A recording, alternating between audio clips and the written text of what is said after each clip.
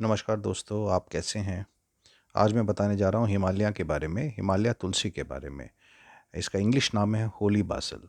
तुलसी के बारे में कहा जाता है कि इसके अंदर बहुत सारे गुण हैं, बहुत सारे मतलब बहुत सारे। तो अगर मैं कुछ गुणों के बारे में इसके बारे में जानकारी दूँ, तो गुण भी हैं, तो कुछ इसके अंदर साइड इफ़ेक्ट्स भी हो सकते हैं। लेकिन साइड इफ़ेक्ट्स किस तरह के? अगर वो चीज़ आप उस तरह से ना लें जिस तरह से लेनी चाहिए, वरना आयुर्वेदिक में कभी नुकसान नहीं होता है। तो कुछ चीज़ें हैं जो आपको ध्यान रखनी है। इसकी 60 टैबलेट्स होती हैं, ये आप देख रहे हैं 60 टैबलेट्स लिखा हुआ है।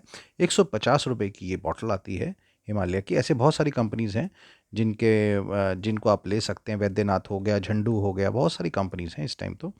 तो इसके बारे में ऐसा कहा जाता है कि अगर आपके मुँह से बदबू आती है, तो उसके लिए आपको कभी-कभी शर्मिंदा होना पड़ता है। तो वो आप बिल्कुल तकलीफ़ आपकी ख़त्म हो जाएगी।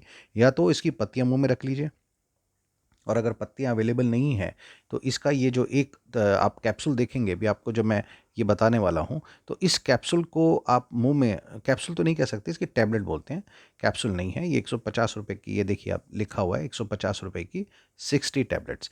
तो इसका जो एक गोली है वो अपने मुँह में रख लीजिए और उसको घुलने दीजिए, और तब तक घुलने दीजिए जब तक वो घुल के बिल्कुल एक तरह से मिल नहीं जाए मुँह के अंदर। तो आप उसको मुँह में रखिए। ये देखिए, ये टैबलेट्स हैं ना आप, तो इस तरह का एक टैबलेट आप मुँह में रख लीजिएगा, तो कभी भी मुँह से बदबू नहीं आएगी।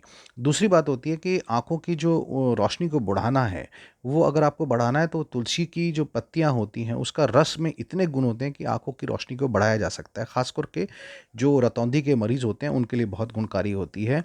बट डेफ़िनेटली मैं आपको फिर सजेस्ट करूँगा कि गोली आप ज़रूर लेते रहिए, इससे आपको काफ़ी फ़ायदा पहुँचेगा। इवन तो बताया जाता है कि इसके अंदर ऐसी-ऐसी क्षमताएँ होती हैं कि साँप के काटने पर जो शरीर में विषैले पदार्थ फैलने लगते हैं, दर्द में राहत दिलाती है। हालाँकि ये घरेलू घरेलू उपाय है, और अगर मरीज़ की स्थिति गंभीर है तो उसे तुरंत डॉक्टर के पास लेके जाना चाहिए, मैं ये एडवाइस करूँगा। तुलसी का जो नियमित सेवन करने से ना, जो रोग की जो प्रतिरोधक क्षमता होती है, जो आज बढ़ जाती है, यानी कि जो कम हो गई है, जिससे सर्दी होना, ज़ुकाम होना, इम्यूनिटी सिस्टम वीक होना और अन्य संक्रमण जैसी बीमारियाँ जो बचाव करता है, वो तुलसी का पौधा, तुलसी का बीज, तुलसी, ये जो टैबलेट आप देख रहे हैं ये, यानी कि अगर आप 40 ग्राम मिश्री में मिलाकर पीस कर रख लें, तुलसी के जो सीड्स हैं, तो सर्दी में इसका मिश्रण 1 ग्राम मात्रा में कुछ सेवन कर सकते हैं, तो उससे कमज़ोरी जो शरीर की होती है ना, वो दूर हो जाती है। शरीर को जो रोग प्रतिरोधक क्षमता होती है वो बढ़ जाती है। कफ़ से जुड़े जितने भी प्रॉब्लम होते हैं, आपसे मुक्ति मुक्ति मिल जाएगी। यानी एक काम ऐसा है तुलसी का कि जो हर काम करता है। सूखी जो खाँसी होती है उसमें भी ख़ासकर इसका फ़र्क पड़ता है।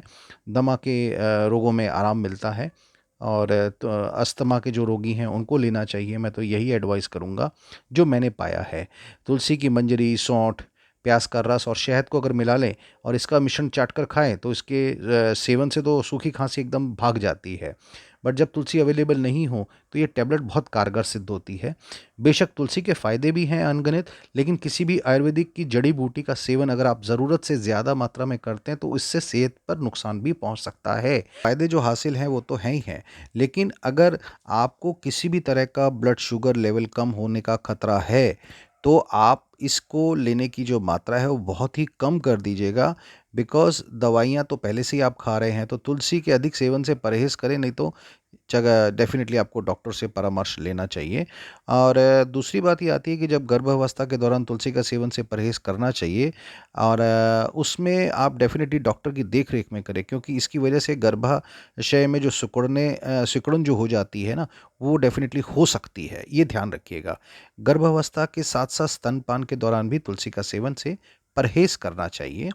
सर्जरी के दौरान सेवन से भी अगर परहेज़ करें तो अच्छा है। ऐसा देखा गया है कि तुलसी खून के थक्के बनने की प्रक्रिया को जो है ना, वो धीमा कर सकती है, जिसकी वजह से सर्जरी के दौरान या बाद में जो ब्लीडिंग होने का जो खतरा बढ़ सकता है। इसलिए अगर आप कोई सर्जरी कराने जा रहे हैं, तो उसके 2 हफ्ते पहले से तुलसी लेना बंद कर दीजिएगा।